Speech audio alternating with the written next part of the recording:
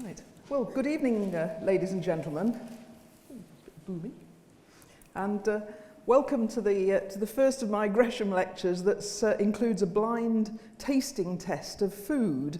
Now, the lecture, as you know, is going to look at the merits and potential disadvantages of organic food, focusing on the environmental implications in farming and beyond. Now, according to its proponents, organic food production is environmentally benign, better for animal welfare, has human health benefits, and tastes better. Okay? Conversely, the detractors say that the rapidly rising global population can't be fed without using artificial fertilizers, herbicides, and pesticides, that their environmental impact is very slight and manageable, and that organic consumers are being duped by farmers. The global market is approaching £70 billion a year, and it has an estimated growth rate of about 16% a year. So there's a lot of money at stake here. Now, our lecture is going to review the environmental science evidence, look at some of the alternative facts, and perhaps debunk a few myths. Now, at this point, we need to send apologies to those people watching at a distance or looking later at the video who are going to have to imagine the taste test. So what we've been doing here, and people in the room here, is comparing two organic products to non-organic products. On balance, I decided that carrots and biscuits were appropriate for the tasting, so apologies for anybody that was hoping for chocolates or single malt. The audience here in London have tried the products, and whilst they remember their preferences, and you were holding the samples in different hands, I just want to take a vote on the best tasting products. So first of all, we're going to take a vote on which was the better tasting carrots. So if you sampled the carrots, I want you to put your hand up if you thought carrot A was the better tasting carrot. And my trusty assistant here is going to count.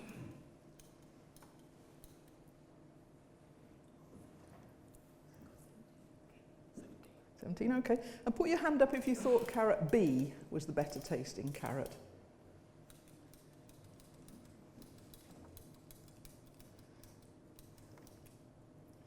But Carolyn, they weren't comparable. Carrot B had the skin on, it hadn't been peeled. Well, that's my inadequate peeling, I'm afraid. But they should have done. What's that? 15. Okay, now let's go over to the biscuits. So if you... This is a split choice. You have to choose one or the other. I can't cope with people not being able to choose. Was that you? Abstentions? I should have asked. Abstentions. 3. Oh right. Okay. Let's go over to the biscuits then. Put your hand up if you thought biscuit A tasted better.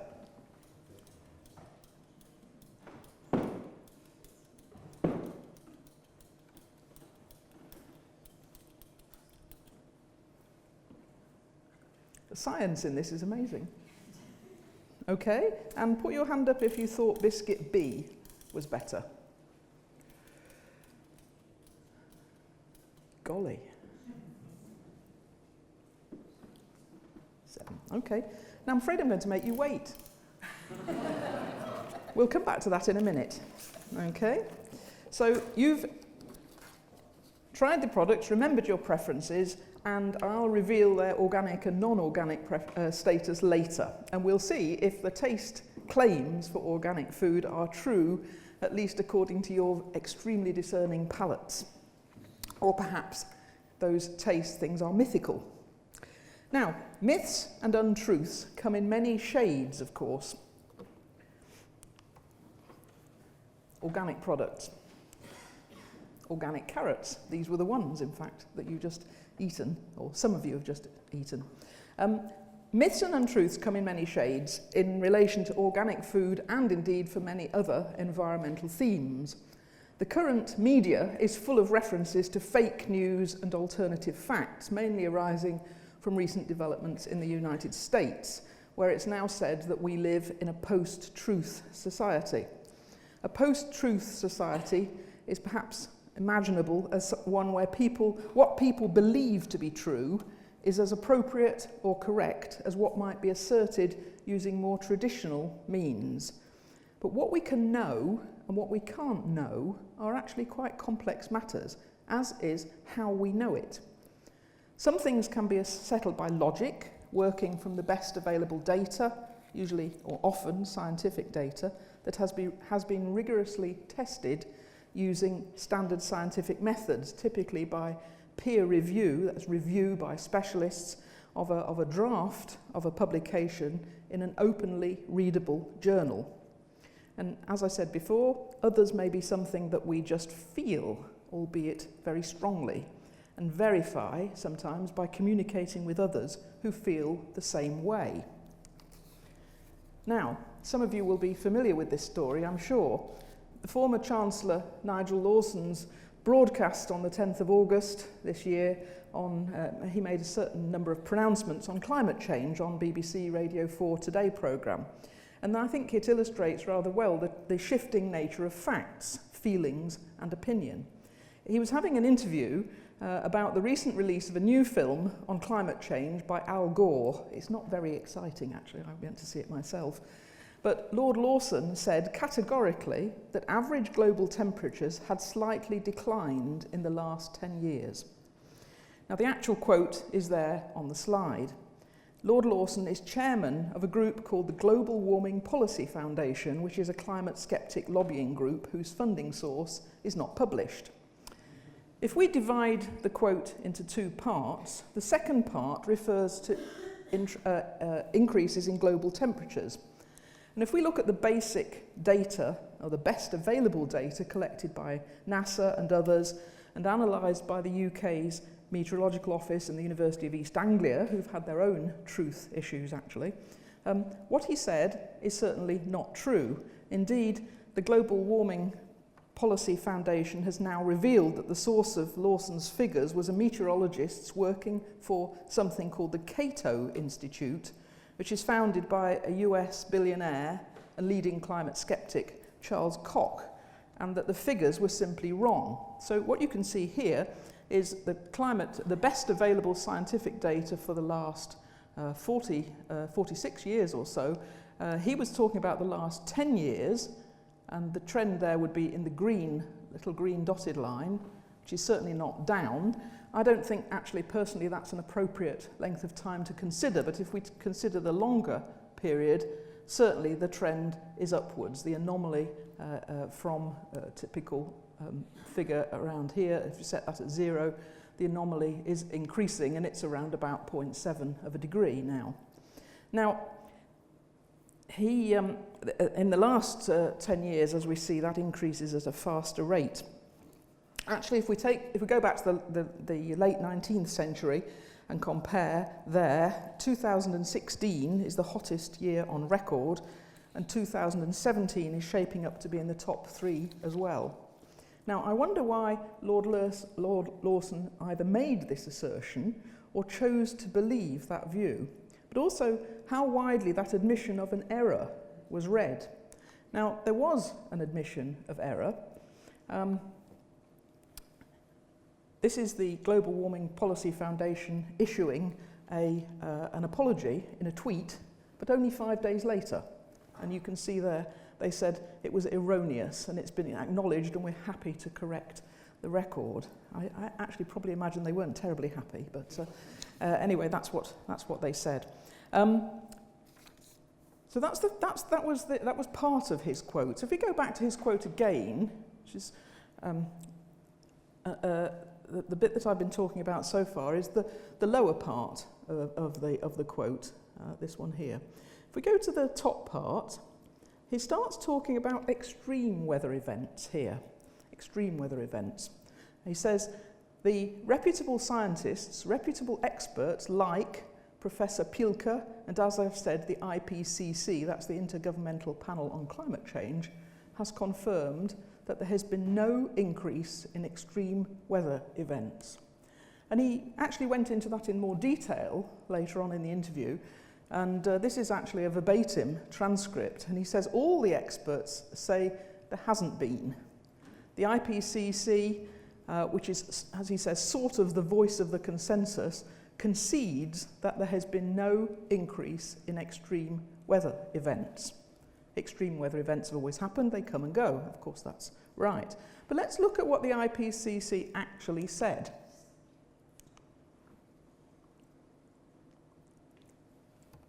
Now, the Global Warming Policy Foundation was saying that they stood by Lord Lawson's claims that there'd been no increase in extreme weather.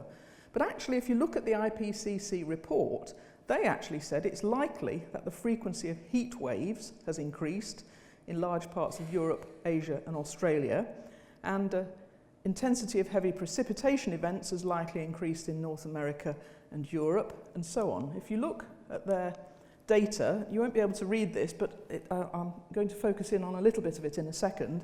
This is a tabulation taken from the summary, and what we should be looking at is the first column here, which is changes that have occurred typically since 1950 unless otherwise indicated, because that's what Lord Lawson was talking about. He was talking about things that have already happened.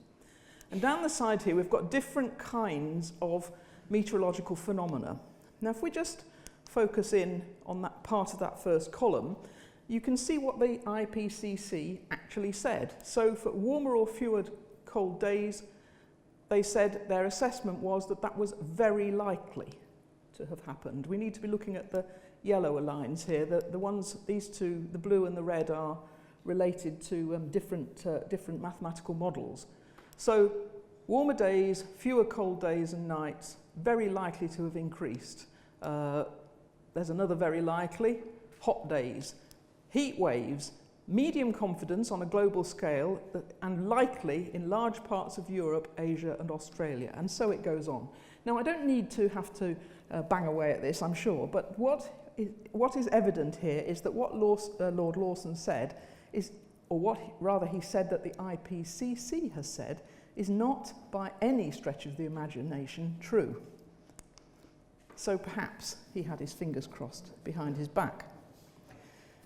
I'd regard his statement actually as an untruth of some sort. And although with those likely and very likely statements, there is a possibility for interpretation there. It's not very likely that his statement that there had been no increase in these events is true. Now, I want to turn now to the matter of organic food and farming and myths within that domain.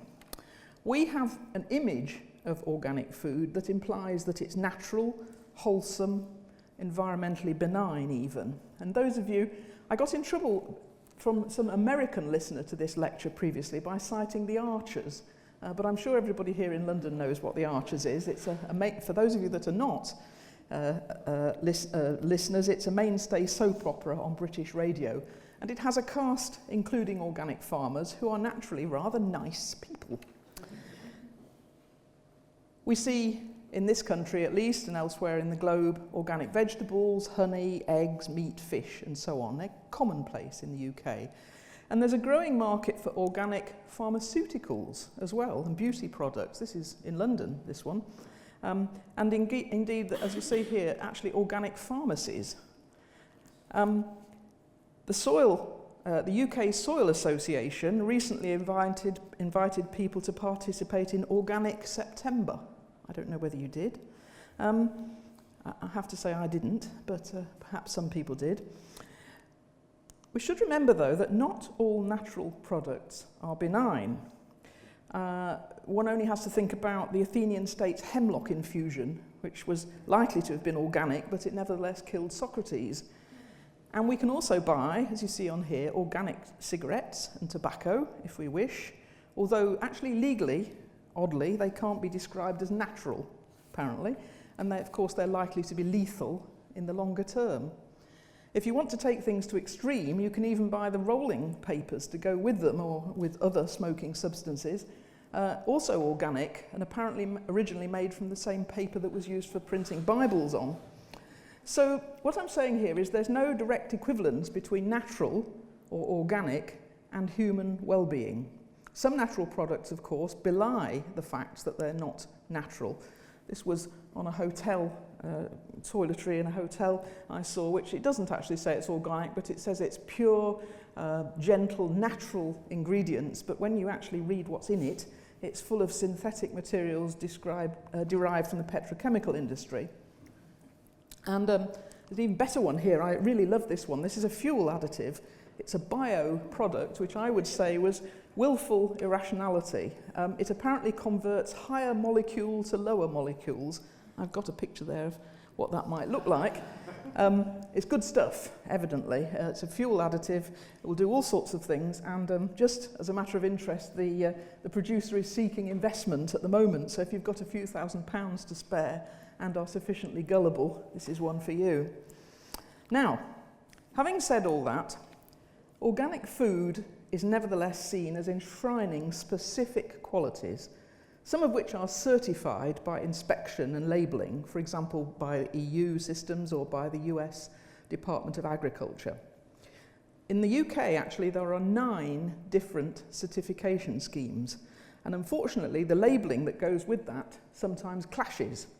So something that's organic in one scheme may not be in another, which makes it very difficult to talk with certainty about what organic actually is. And just to add to this, and the national press will pick this up, I hope, that's likely to be even more problematic after Brexit. Okay? Typically, proponents think of organic food in the ways I've described here. So produced by low input, quasi-natural agricultural systems, for example, avoiding chemical residues and so on.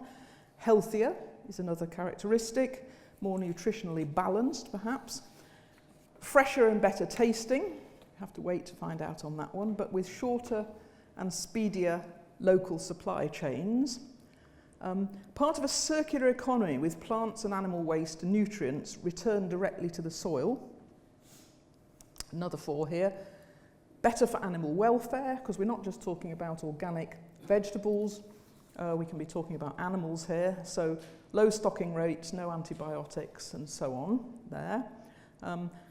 Not damaging the environment, but preserving biodiversity. So, for example, through heritage breeds is one way in which that might be evident. The good people here at Gresham told me that when they went shopping for the carrots, they found purple heritage breeds, and did I want those? But we cut those out, actually. And avoiding genetically modified organisms is another characteristic of organic food. 7, I'll come back to in a minute, but it's talking about socially sustainable food production, which rejects exploitative labour practices and is associated with fair trade.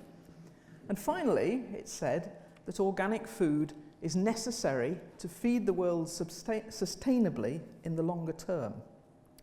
Now, the point about this is that centuries of debate have underpinned our current understanding of what organic food comprises. Food is an integral part of interconnected and changing social, economic and political systems, as well as environmental systems.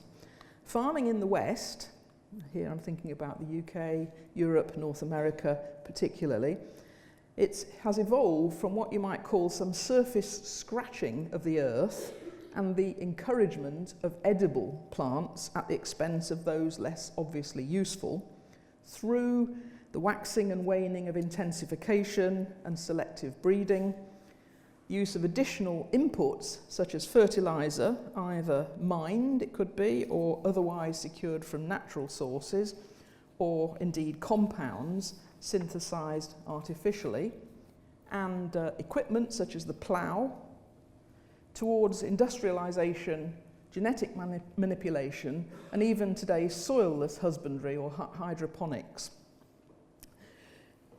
Faced with that, organic is a highly contested concept, such that debate is sparked amongst those who are concerned about food quality, safety, nutrition, and ecological sustainability, and also those people who see that social sustainability relating to workers' rights, which we saw there in point 7 above, is also important. There has been concern about the health and safety of farm workers worldwide, for example, through inhaling or otherwise ingesting pesticide sprays on cotton and tea in the developing world. and issues about human rights, trades unions, and so on. Particular studies that have sparked this off have been done on tomato planters and pickers in Florida, for example, because they have notably poor health, allegedly because of the use of herbicides and pesticides and widespread avoidance of the guidance on their use, leading to workers being exposed to them. The point about this is that the definitions of organic food can be both product-based, i.e. what it is that we eat, and production-based, how it's produced, whether it's produced, for example, with regard for the welfare of the workers. So there are two kinds of definitions there. The second, the workers' one, may include social, cultural and ethical issues which are not evident in the product but relate just to the types of production. Now that latter definition, interestingly, the one about the form of production, has actually tended to disappear in the last few years. It's become much less a significant part of the debate. Just a little bit of history. Today's organic farming has been informed by the research of two UK scientists in the 1930s particularly. And I put this picture of Eve Balfour up because there are so few female scientists that get recognised, but she was. Today, Eve Balfour and Albert Howard inspired the foundation of the UK's Soil Association in 1945, and they said that the health of soil, plants and animals and people was one and indivisible, and they championed organic techniques as alternative means of production to the large-scale industrialised systems that had escalated since World War I, but which had delivered stable food supplies at lower prices, albeit at the expense of family farms. Now, Balfour, Howard and their colleagues, they were particularly concerned about the environmental implications of the use of synthetic chemicals, and they cited depleted soil fertility, nutrient runoff and water system pollution from farm waste as being problematic. Their ideas subsequently spread to Europe and the USA, and they became associated with the back to nature romantic movement of the 1960s, where alternative facts were inextricably linked with alternative lifestyles. Initially, you might think that the organic scene is a battle, an unequal battle, between small family businesses and individuals supported by organisations such as the Soil Association and some of the larger agribusinesses, so pesticide and herbicide producers and large supermarkets, for instance, supported by expensively paid lobbying organisations. There's a lot of money in it. The pesticide market, for example, internationally approaches £15 billion and might be assumed to employ lobbyists. However, what's actually happened in the sector is interesting. With the gradual growth and formalisation of the organic sector, some larger corporate players, such as supermarkets, have picked up the organic baton, carrot or otherwise, going for a platform of safe, healthy and local. And even chains such as McDonald's, this is a German version of McDonald's, and Pret and Nando's have joined the fray. And there has been some bifurcation of the market, some splitting of the market into low-impact organic products that cost less and are sold locally to reduce transport costs versus very high-value niche organic products that are traded across the world. So we see baby sweet corn being air freighted from Kenya to the UK, for example, or Dutchy original biscuits. Indeed, you might have tasted something along those lines tonight. There are now huge commercial interests both in the maintenance and the shutting down of the organic market, and hence the controversy. It's actually even more nuanced than that, because there are vociferous critics, including both those who deny any value at all in organic products, and those who say that the regulations on organic production are now too lax, so it's the old guard, if you like, and that the original integrity of organic has been lost. So there are many positions, not just two. The scale of the global market and its growth rate is absolutely eye-watering. From 1990 to 2000, certified organic food sales grew at an average of 25% a year, and they reached £6 billion by April 2000. So 6 billion in April 2000. By 2013, they'd reached 27 billion. Most of that was food, but by 2012, the total organic market was about £50 billion, including things like cotton and some of these pharmaceuticals. Today, 2017, it's about £70 billion. So it's a truly extraordinary growth rate. If you'd had money in the stock market in that area, you would have done very well indeed. In the US, organic food is now about 4% of all US sales, with 2 million producers globally. Business is booming, and again, the estimated compound future growth rate, annual growth rate, is 16% a year, according to US consultancy TechSci Research. You'll probably be aware, if you keep an eye on the press, that Amazon Food are now considering organic food as a principal product too of their future delivery service. In the UK, growth was similarly strong, with a 5-fold increase in value from 1995 to 2000 as people bought more and more food. But UK organic acreages make up only about 4% of the EU organic area, which is not a great proportion, and the pictures, that's in there, it's the UK's proportion of the total. It's very small, much smaller than our land area would suggest.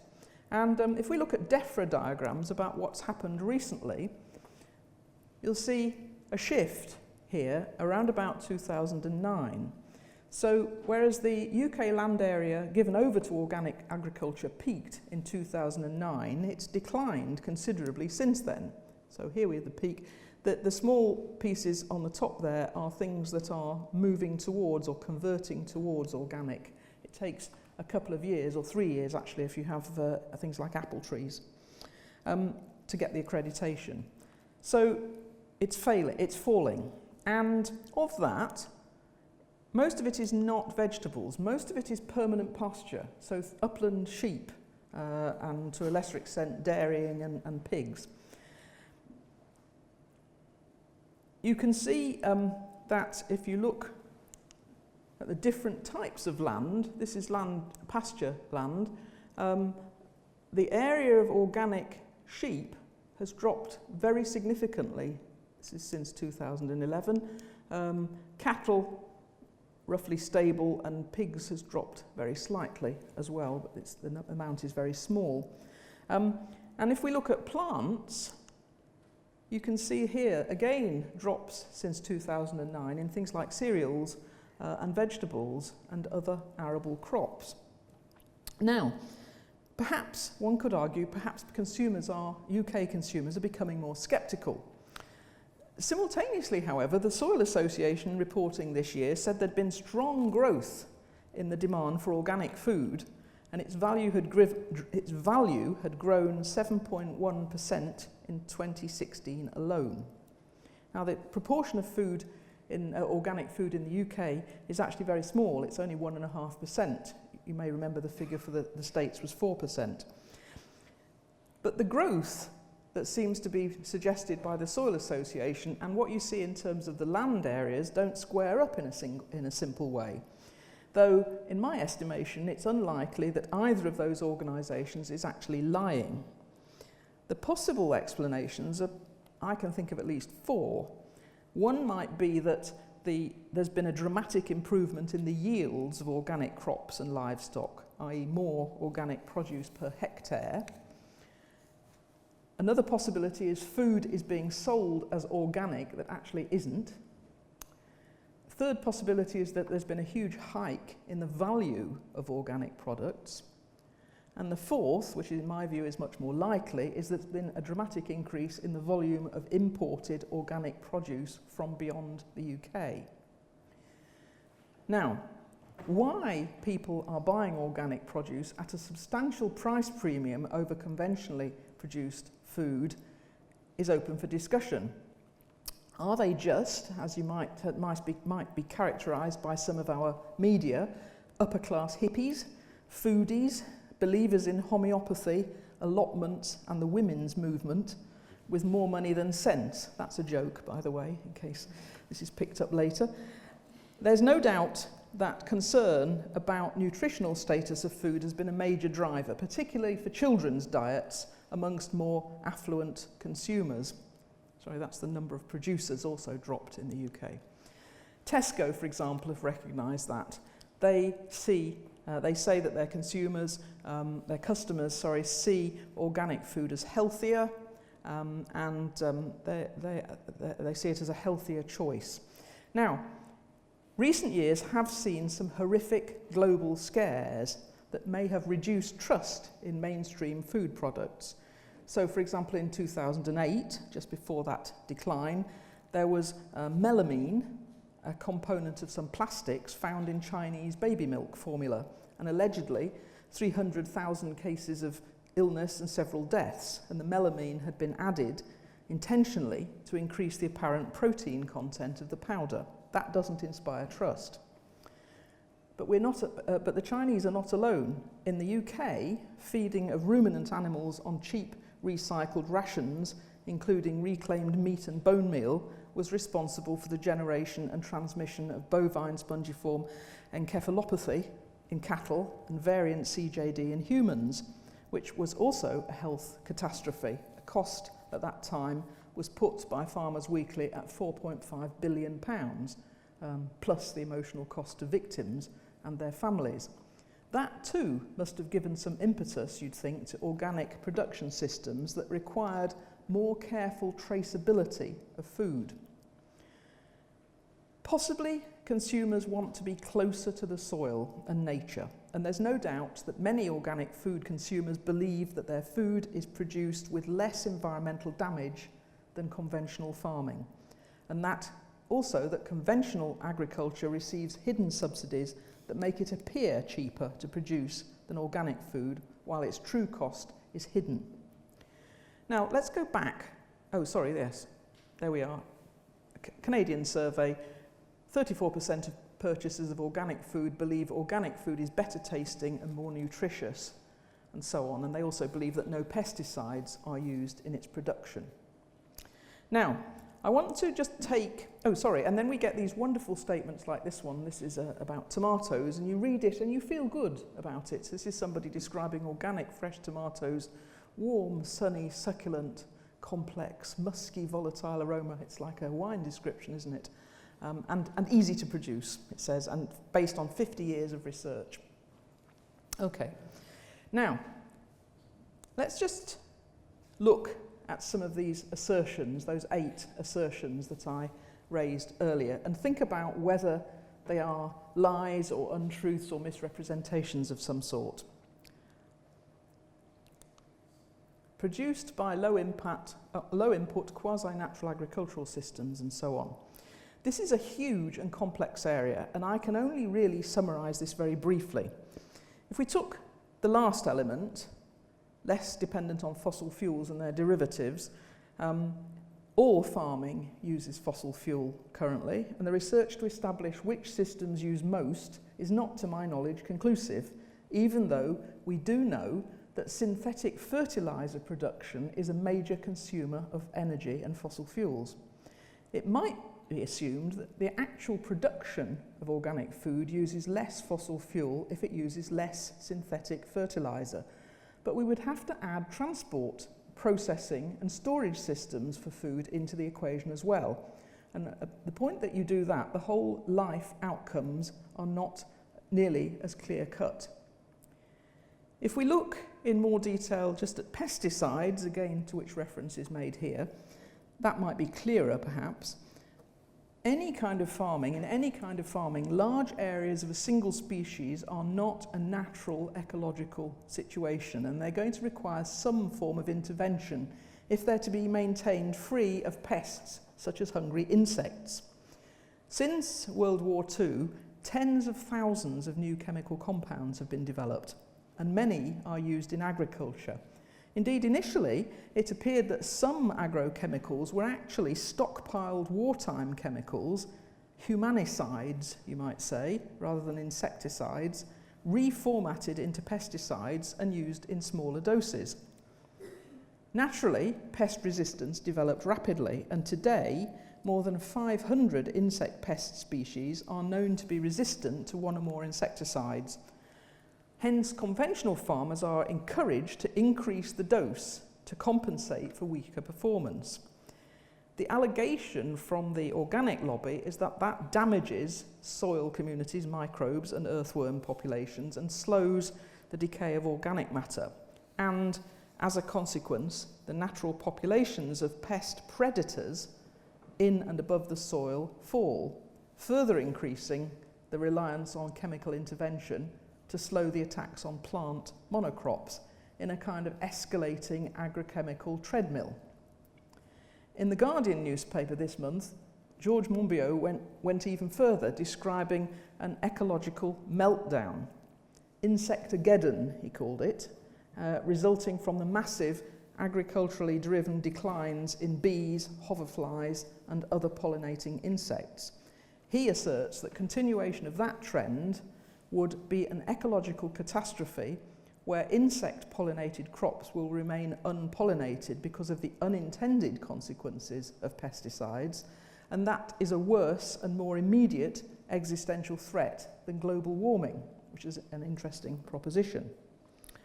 Organic farming systems tend to rely on prevention rather than cure, certainly reducing the use of pesticides in part by using predatory insects, lacewings and so on, and biological control agents which eat the insect pests, rather than synthetic sprays.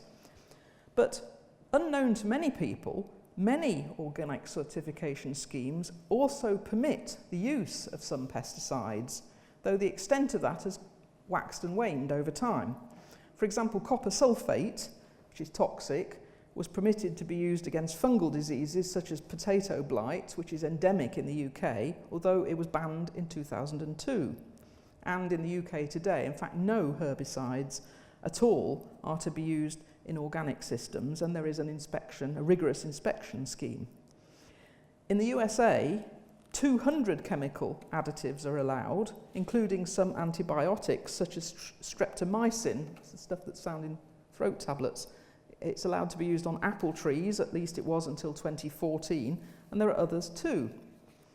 And when you start to look at imported organic, supposedly organic products, like for example Chinese organic apple juice, it contains very significant traces of pesticides. A major study in 2002 by the Soil Association found that half of the UK fruit and vegetable samples contained pesticide residues, and that safety had not been established for most of those because they appeared in cocktails. Coming closer to today, Stanford University study in 2012 found pesticides in 38% of conventionally produced food in the United States, and also in 7% of the organic food. So organic food is not always pesticide-free, and indeed some small doses arrive as a result of spray drifting in the air from adjacent non-organic farms. The figures were a bit higher in Canada. In Canada, 2012, half of all organic fresh fruit and vegetables contained pesticide residues, according to their food inspection agency. Half, so 50%.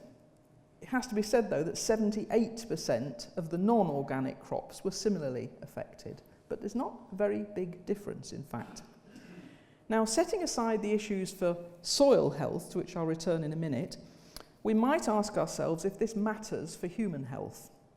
Trying to control nature is a very lucrative business, and perhaps we are allowing a few large chemical companies, such as Monsanto and Syngenta, to poison us for the sake of their profits.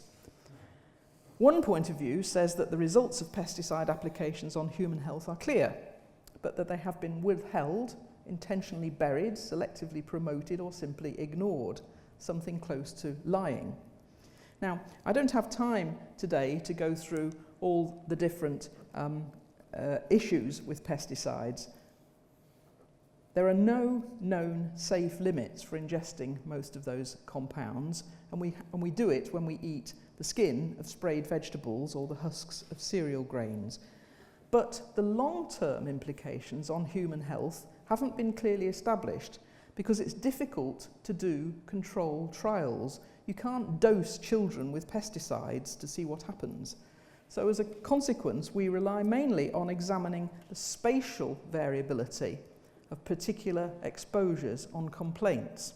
Now again, I'm not going to go through all of the things that have been flagged up as potential issues, some of them on the slide here from some research by Francis in 2012.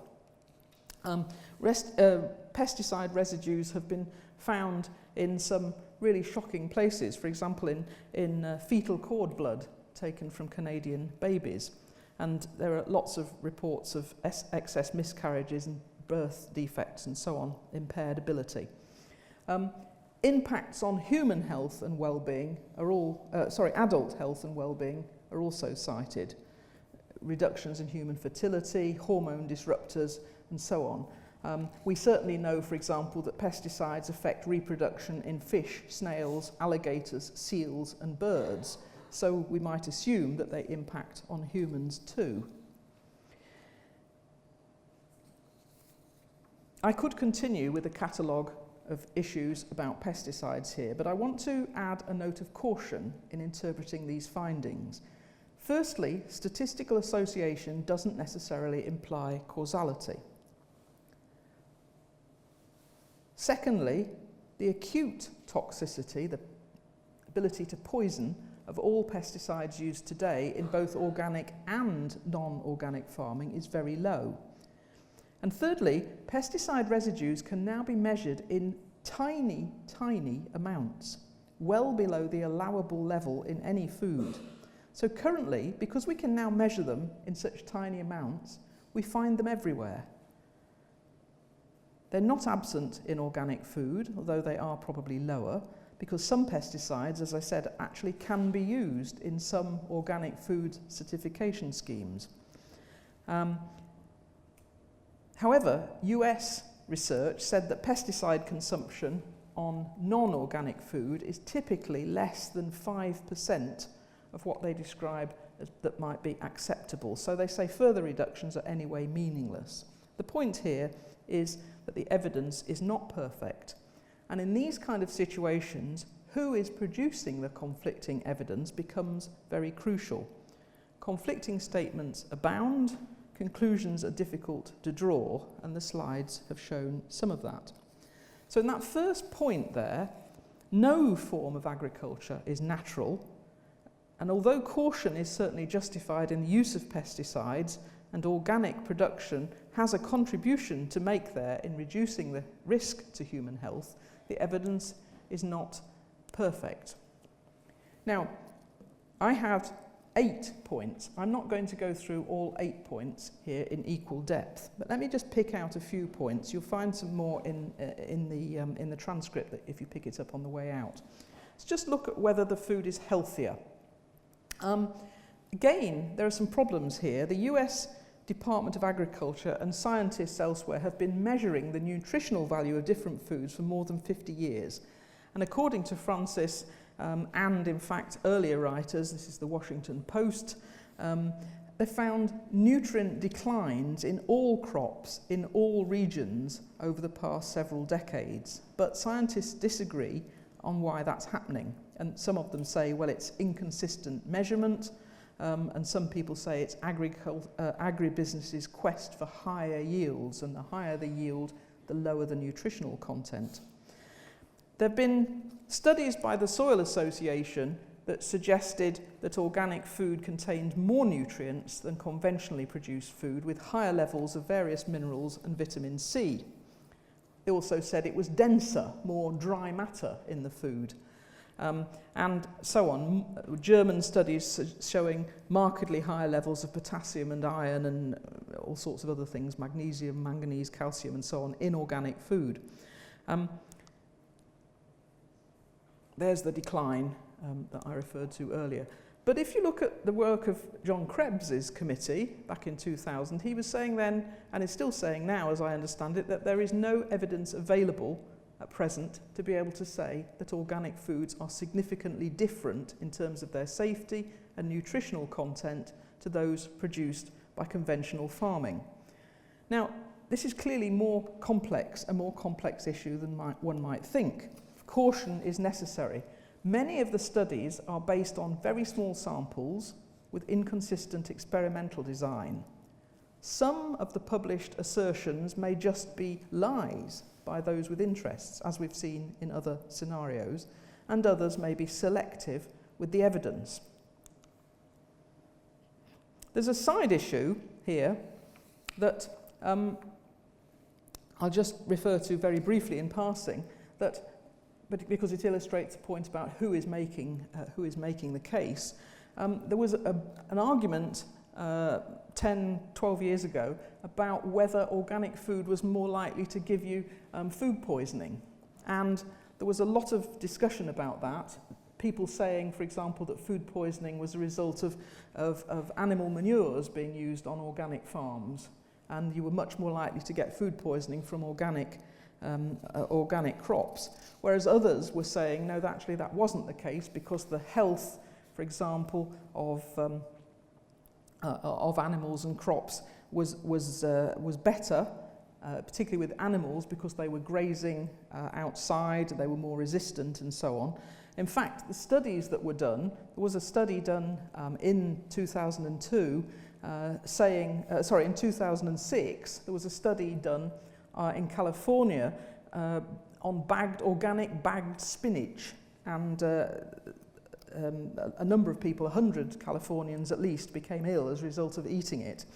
And the media made a lot of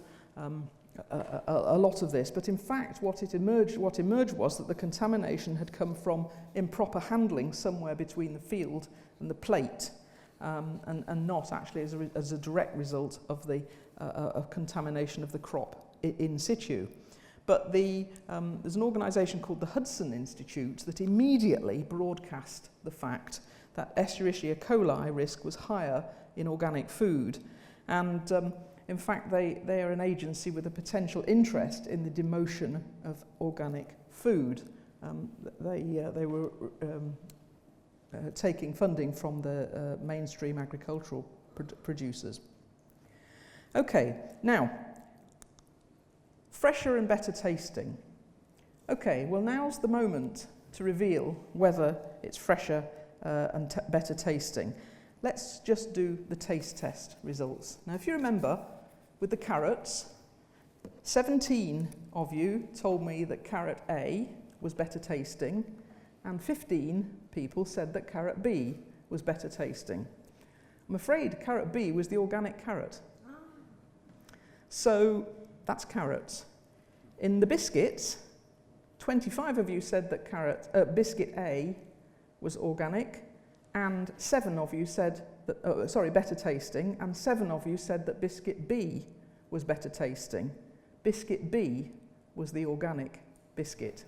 So in both cases, although this is not a scientific poll, you chose the non-organic alternative. So whether we could say that our evidence certainly doesn't bear out the fact that organic food is better tasting. There will be all sorts of reasons for that, not least because many organic products do not have shorter and speedier local supply chains. Whereas previously you might have an image in your mind of a farmer taking their food to market, perhaps in a horse and cart, with a little basket over their arm. In fact, it's probably been flown from Kenya. It's been sitting on the supermarket shelf for quite a long time, and that too has affected its taste. Okay, let's move on very quickly. Part of a circular economy with plant and animal wastes and nutrients returned directly to the soil. Again, that's what we think of. And in fact, I think this one probably is largely true. Reference has already been made to the use of natural animal wastes as fertilisers in organic production systems. It's an inherent part of what we call a circular economic model, where food waste is minimised, and waste agricultural product is returned to the soil, which preserves nutrients and recycles them and so on. Now, I could go into details of particular nutrients. Nitrates are very interesting in that regard, and something I have an interest in. Nitrates, though, are problematic. Now, nitrates are widely used in non-organic farming. They come these days largely from artificial or synthetic sources. In the past, they would have come only from animal manures and from mined fossil bird waste, in fact. But they're very problematic in excessive concentrations, and it's in conventional farming where we tend to get those excessive concentrations. We tend to get toxic algal blooms associated with high nitrate levels in watercourses and lakes, and ecological problems, and then increasing water treatment costs if the water's going to be drunk somewhere further downstream. Now, we do manage that in this country. We have something called nitrogen sensitive zones around susceptible watercourses. But it's not a good idea to have excessive nitrate applications, because not only because of that, but also because it enriches the soil and can damage native flora and fauna and reduce biodiversity. And thirdly, actually, nitrates have been alleged to be toxic to human health if present in high concentrations in food, and there are World Health Organization's concerns about that, although it's very contested. Now, organic production, by contrast, tends to maintain nitrate levels with fallow or nitrogen-fixing crops and reduces the need for artificial nitrate additions and keeps more constant and low levels of nitrates. So there is a sense there, together with the lower concentrations of nitrates in organic food, that they are better for human health. So by and large, organic farming is part of a circular economy and has nutrients returned to the soil, but they're not often returned directly to the soil. Organic food is taken hundreds of miles, if not thousands of miles. So whereas they may be returned to the soil, it may not be local. And of course, conventional farming is now also returning food waste to the soil by using techniques such as anaerobic digestion, where food waste is processed to generate energy and the residual is put back into the soil. So that statement, it's not a myth, but it may be applying equally to all forms of agriculture. I'm going to deal very quickly with some of these. Is it better for animal welfare? No antibiotics? Well, yes. Stocking rates for certified organic animal husbandry are lower. Fewer animals per hectare, and the use of antibiotics is usually prohibited. So that should perhaps improve animal well-being or animal welfare, although one has to think about what happens then to sick animals who can't be treated with antibiotics.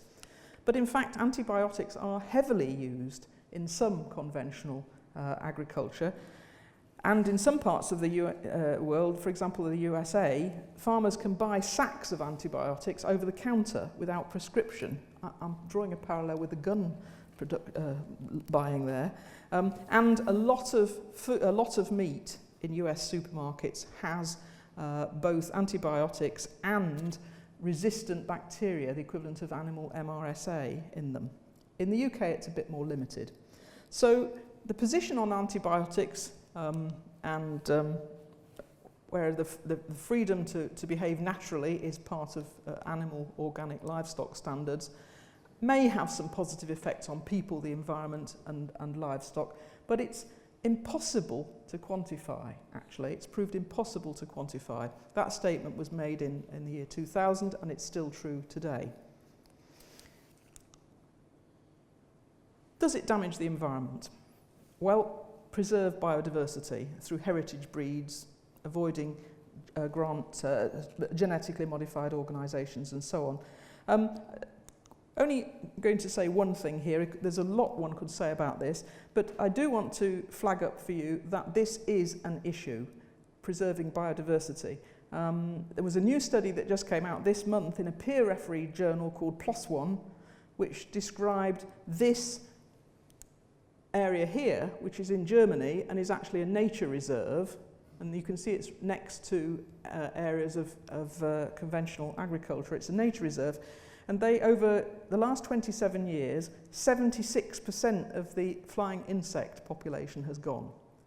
Now that's despite the fact that that is a nature reserve, and that was attributed to pesticide use and loss of habitat.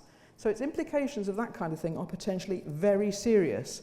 Biodiversity has been lost and is being lost. But, by contrast, if all food production were organic, it would almost certainly be necessary to plough up additional land and destroy large areas of natural ecosystems, because there wouldn't be room for unproductive, in relation to food production, land. Figures have been bandied around. 6.6 million square miles of wildlife would need to be ploughed up to feed the global population if we didn't use nitrogen, artificial nitrates, for example. That's an area equivalent to the land area of South America. Okay, so there's some problems with that. And in the UK, we would have to plough up, probably, large areas of uplands in Wales, Scotland, the southwest, and so on. Now, the last area that I had was necessary to feed the world sustainably in the long term. Organic food is necessary to be sustainable. Now, I'm going to cut this very short because we're running out of time, but by and large, the world is not short of food. We actually have struggled with the distribution impacts of this, and industrialised food production systems, including nitrates, have fed millions and millions of people who could not have been fed before. The evidence on yields is highly contested. There's very little evidence of direct comparisons of the same species, the same land area, the same soil type and so on, comparing organic and non-organic. But the evidence is still out. And I don't think it's possible to say that only organic farming can feed the world sustainably in the long term. Now, in conclusion, some of you will recall designer Vivienne Westwood's controversial statement in 2014, perhaps. She said, people who couldn't afford to eat organic food should just eat less. Now, for many, it might be good for me, but for many, that's not an option. Organic farming is sometimes presented as a sort of holy grail to the problems of food scarcity and environmental damage. But I think any benefits actually in countries such as the UK or Canada are actually rather marginal, because yields typically are between maybe a quarter lower than under conventional farming. The ecological and environmental benefits of organic agriculture diminish as more land will need to be brought into production. That leaves aside the issues of taste. I would accept the results of that, which has come out of very recent 2017 research from the University of British Columbia, did a huge analysis of publications. I would accept that as a reasonable synthesis. So it's not a lie, it's not a misrepresentation, it's the best available scientific evidence. So whilst we might welcome organic food and farming as adding pressure on conventional farming to reduce its inputs of fertilisers and so on, and to pay attention to other environmental issues as well, we won't, in my view, be able to feed ourselves for the future if we demand solely organic produce. And nor would that actually, in my view, be advisable for other reasons, particularly, for example, for carbon generation, atmospheric carbon generation. There was a very interesting article in the Observer newspaper 4 or 5 days ago about a Dutch egg producer who claimed that his non-organic productions were not only environmentally sensitive and attentive to animal welfare issues, but carbon neutral. Now, I won't go into how he did that, but it wasn't organic, but it was a very satisfactory means of production, and he was part of a local economy, and his chickens ate, interestingly, mainly local bakery waste, broken biscuits and such like. The article didn't say if they were organic. Thank you.